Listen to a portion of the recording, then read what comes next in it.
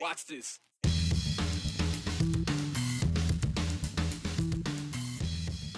Remember when politicians were worried unemployment checks were going to keep people from going back to work? Pandemic problem, a couple of Idaho lawmakers worry still exists. They're hoping some tough love will make it easier on Idaho's economy.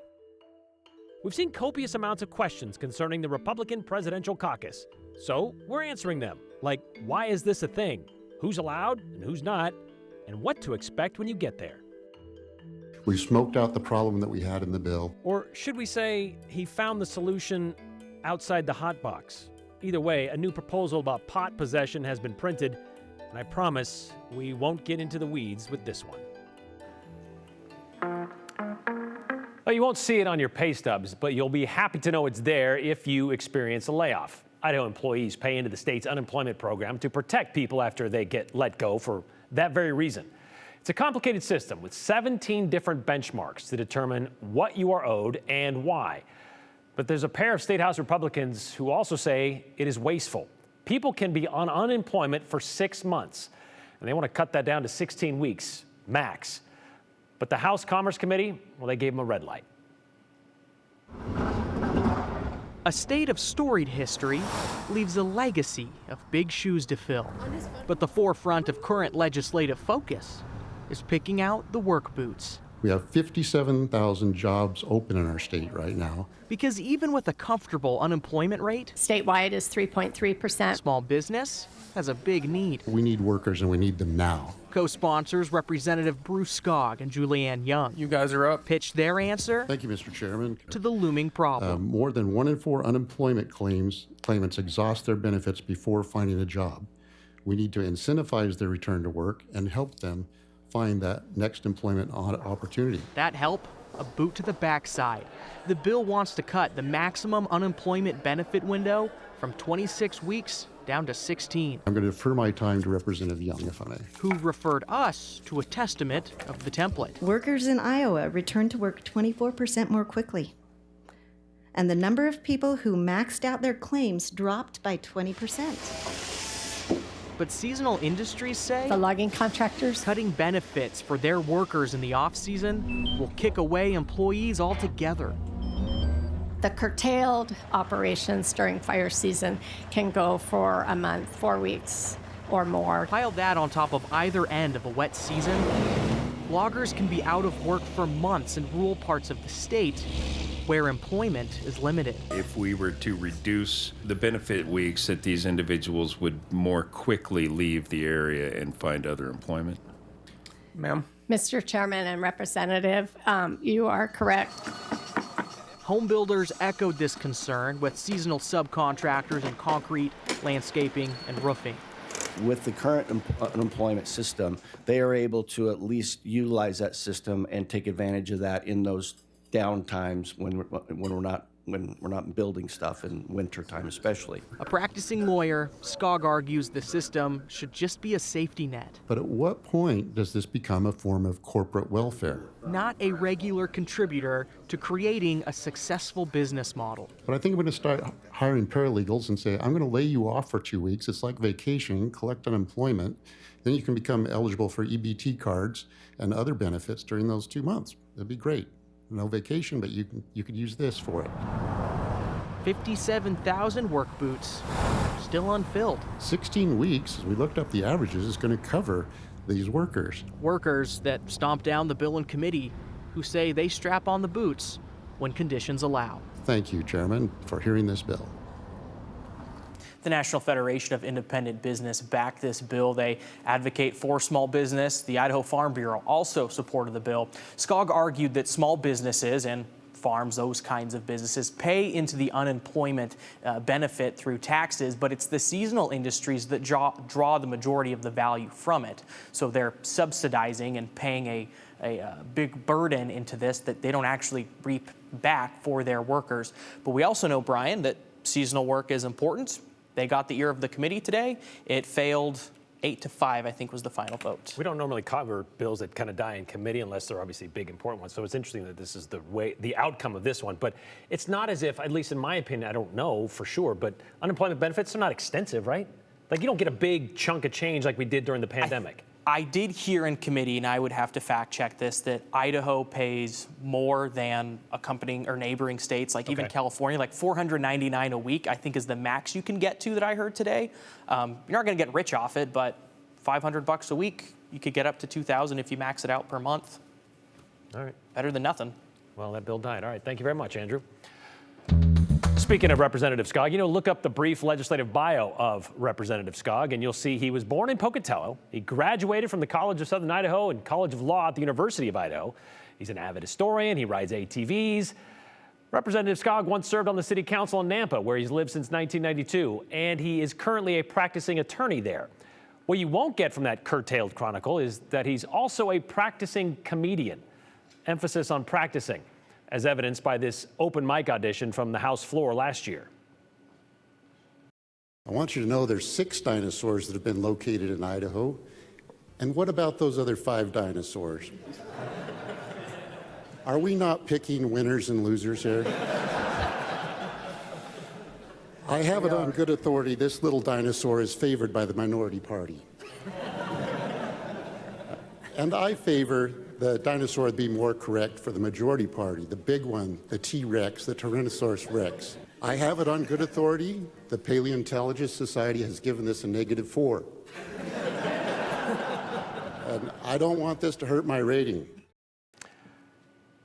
Hard to believe that wasn't a laugh track. Fellow lawmakers are actually laughing during this without a 2-drink minimum, we're told. Today, Idaho's state dinosaur is the Arictodromeus, thanks to a group of 4th graders, but no thanks to Skog's skewer and his no vote last session. Representative Skog was so encouraged by that performance, he took his one-liner lingo to a smaller room. The House State Affairs Committee yesterday introduced a new and improved bill about punishing a person caught with less than 3 ounces of pot. It sits there a while, and then somebody comes to me and says, well, this is a change. So we smoked out the problem that we had in the bill, thanks to the Prosecutors Association. They're bringing it to us. I checked with my assistant, Mary Jane. She says it's fine. She likes it a lot, the intern. And so with that problem weeded out, I'm going to ask you to re-RS this one. Obviously a tougher crowd in the committee room there, which is why we had to add the laugh track and the music to it. Well, it is now known as House Bill 606. Nope. Not 420. It does say, though, anyone convicted of having less than 3 ounces of marijuana will receive a mandatory minimum fine of, get this, $420. House Bill 606 was officially printed and referred to the Judiciary Rules and Administration Committee, where Skog hopes it will get the do pass on the left-hand side recommendation. All right, here's a hard turn for you. We're going from jokes about a drug bill to a bill that supporters hope will offer some serious help for drug users. House Bill 441 passed the House floor today with 0 arguments against it. The bill wants to rewrite Idaho's drug paraphernalia law. So fentanyl testing strips, so they're not considered drug paraphernalia. Fentanyl is turning up laced in all sorts of places that you wouldn't expect. This is a cheap and easy way that people can make sure they're not being poisoned by fentanyl inadvertently. Considering that there were 188 lives lost last year in Idaho to fentanyl, if we're able to mitigate just one of those with this product and allowing it to get across the board, we've done our job here in this legislature. Further debate on the motion? Hearing none, hearing no negative debate, debate is closed. And there you heard House Bill 441 pass the House, now heading to the Senate, where it does await a hearing in a committee. All right, we're 10 days out from Idaho's Republican Party presidential caucus, an election process that the state majority party put together in short order after last year lawmakers, in an attempt to save the state nearly $3 million by moving any primary to May, inadvertently eliminated the presidential primary altogether. So in order to be part of the process of picking a Republican presidential candidate, state GOP decided they would do it as a caucus. A caucus, by definition, is a gathering of supporters of a common movement or a candidate. And for the last few weeks, we've been gathering questions from viewers about it, like this broad question sent in last month from Ginny in the Magic Valley. Can you explain how the Idaho Republican caucus will work? Well, Idaho hasn't had a GOP caucus since 2012. It was the first and last one, when roughly 40,000 Republicans showed up in county caucus sites across the state to ultimately throw their support behind Mitt Romney. More than a decade later, gathering is going to be done a bit differently this year. New to Idaho or new to Idaho's Republican Party, and plenty of you are based on registration numbers, Or maybe you just don't remember the one and only presidential caucus from 12 years ago. Well, even if you were one of the tens of thousands who showed up for Super Tuesday in 2012, I'm happy to be part of it, and I'm happy that all these other people care. This year won't look much like that year. For example, instead of the thousands of people crowding into large venues like Extra Mile Arena or the Idaho Center, this time there will be 210 caucus sites spread out over the entire state. To get in, registered Republicans will have to show a photo ID and sign a poll book. Then at noon, or 11 Pacific, the caucus captain will call the caucus to order. You can expect a prayer, a pledge of allegiance, and a selection of a tabulation committee. After the formalities, the formal process begins with a 5-minute presentation by each candidate or from a representative of that candidate. Or, more likely, a video from each candidate will be played. Then the voters do what they came to do: vote. Unlike at a usual caucus where voters split into groups related to which candidate they support, this year will be done by a secret ballot. Caucus goers will head to a voting area, be handed a ballot, fill out their ballot, and put it in a ballot box. And that's it. You can leave. That's it, yeah. And when the voting ends, that's when the tabulation committee goes to work. First, they're going to stack these ballots by candidates, and then each stack is going to be counted twice for accuracy. Those certified totals will then be turned into the state party headquarters. Ballots will be sealed and delivered by hand-delivered, that is, to the headquarters as well. Then another committee is going to count to verify those totals, giving the victory. And all 32 of Idaho's delegates that are going to be sent to the National Convention, that'll go to the candidate who gets more than 50% of the votes. And if no one gets that majority, well, the delegates are broken up accordingly based on the results. Okay, so that is how it will work on March 2nd. But that wasn't the only question we got. Like Bobby in Boise wanted to know, why couldn't the party just reinstate the primary instead of doing a caucus? They could if they wanted to wait until May. That's when the other primaries are held. But this has to do with what happened last year at the State House. We used to hold those presidential primaries in March, but House Bill 138 was trying to consolidate those presidential primaries with the regular primaries in May. However, it scratched out any March primary completely. And the chair of the state GOP, that'd be Dorothy Moon, very much wanted to be a relevant part in picking a president. And she thought May would just be too late. So a caucus in March was the only legal option. Then there's this one from Gaga M, sans the formal title of lady, I'm guessing, wrote us this week to say she's a registered voter and hasn't gotten her caucus card yet. She also asked, why did the legislature put a rule that limits the amount of voters because of reduced poll times, etc.? Only the radical right will be sure to get out. It's not right.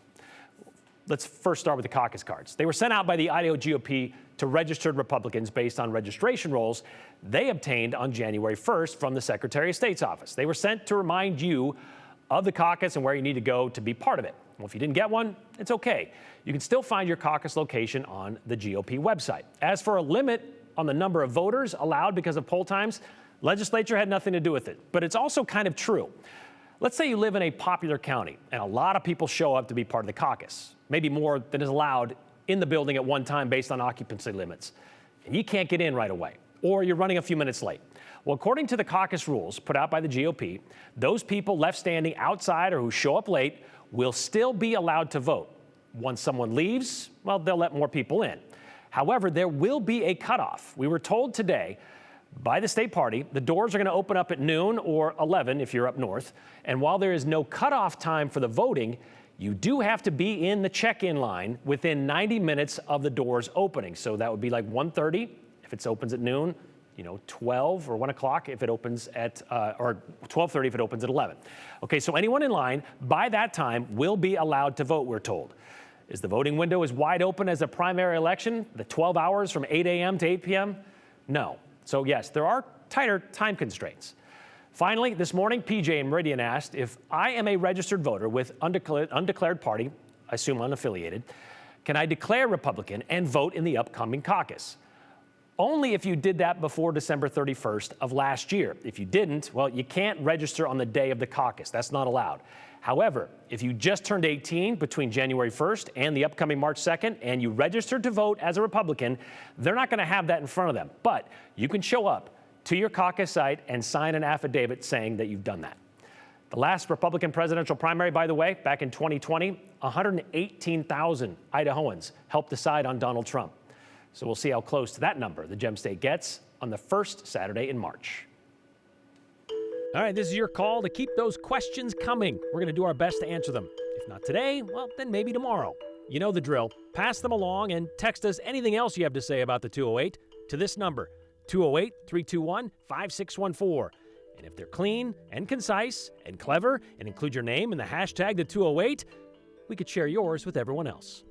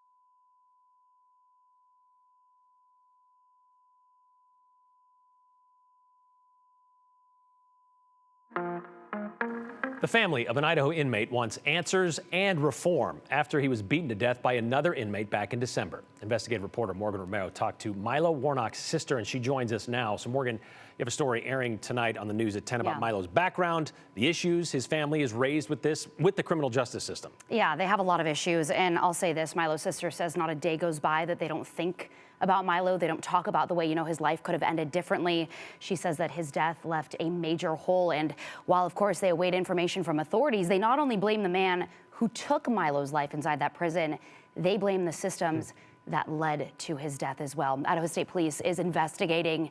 An Ada County Prosecutor's Office will get that investigative report and then review whether any charges need to be pressed. The prosecutor, again, does not have those reports at this time. All the Department of Correction has said officially so far is an inmate beat Milo to death at the Idaho State Correctional Center on December 10th. Milo was sentenced to serve at least 2 years at ISCC in the summer of 2023 after getting his 4th DUI and missing mental health court. Once in prison, Milo was given meds for anxiety and bipolar disorder in the evenings instead of in the mornings, which kept him up at night. To change that, prison records show he submitted a paper form in a drop box and did something called cheeking his medication in the meantime, meaning he stored it away to take later. He got caught cheeking it, and because possessing drugs or alcohol in the prison is such a severe violation, records show he got a Class A disciplinary offense and was sent to high security close custody at ISCC. There, his sister Hallie says he spent almost 23 hours a day with his cellmate.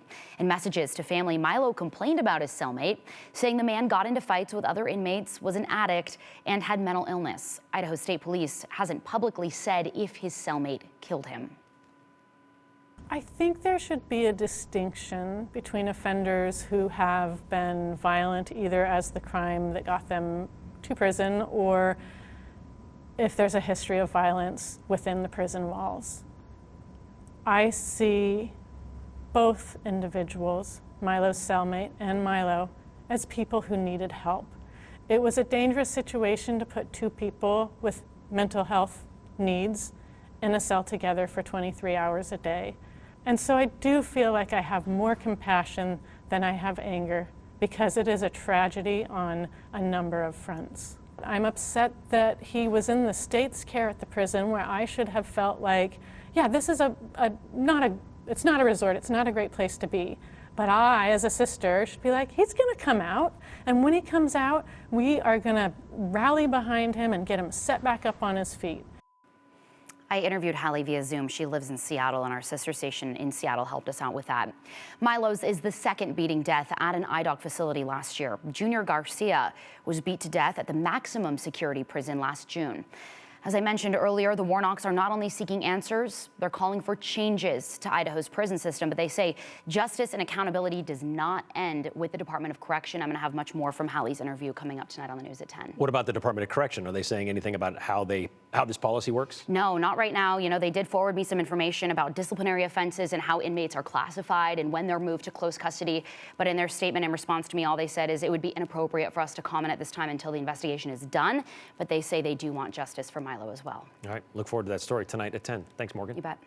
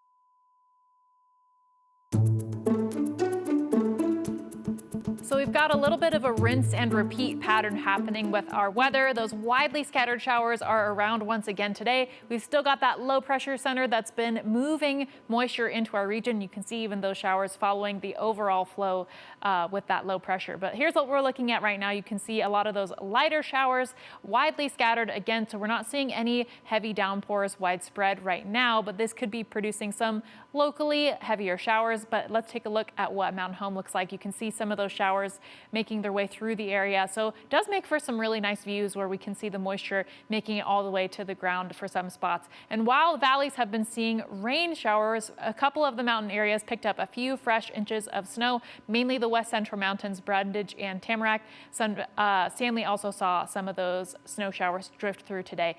But we are expecting some changes on the way for us, so the showery pattern will be giving way to drier conditions with more sunshine, which means that our weekend is looking much warmer and with sunnier skies.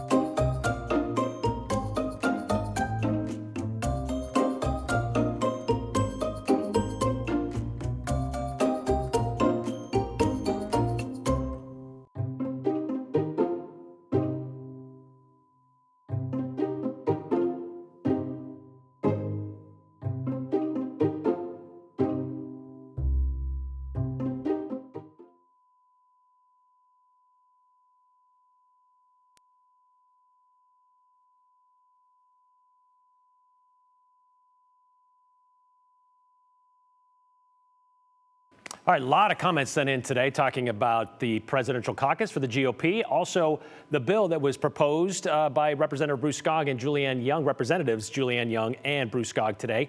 And we're going to get to those comments right now. First, let's start with the caucus comments. This one, has Dorothy Moon decided if the caucus goers can attend with guns concealed or open carry? Inquiring minds want to know. I assume it would be just like any other election or where if it's at a school which doesn't allow guns, then no, you can't bring a gun to there. How can someone vote who is bedridden? Well, that's the thing with the caucus. You have to be able to show up and be there to attend, to vote. And if you can't, no absentee on the caucus. Can't do that. Apparently, Mr. Skog has never been laid off from a job and tried to pay his rent while on unemployment. That is from Ann in Nampa. We were told right to work in Idaho would eliminate the need for unions or raises in the minimum wage. In capitalism, when there's a shortage of workers, wages would rise to a point that workers would take these jobs. Capitalism is working, right? That was from Phil, I do believe. I'm an independent. Can I caucus, Andrea? And no, you can't. That's how this works. You have to be a registered Republican that signed up to be a Republican before January 1st of this year. They're acting like it's up to the unemployed job seeker to just get a job. I'm a professional who is laid off and I'm putting out applications every day. It's a difficult job market. Cutting off benefits at an arbitrary date would put many on the streets. Benefits aren't a fraction of what I made before. I want to get back to work like many others. That's Jose in Caldwell. We'll see you tomorrow.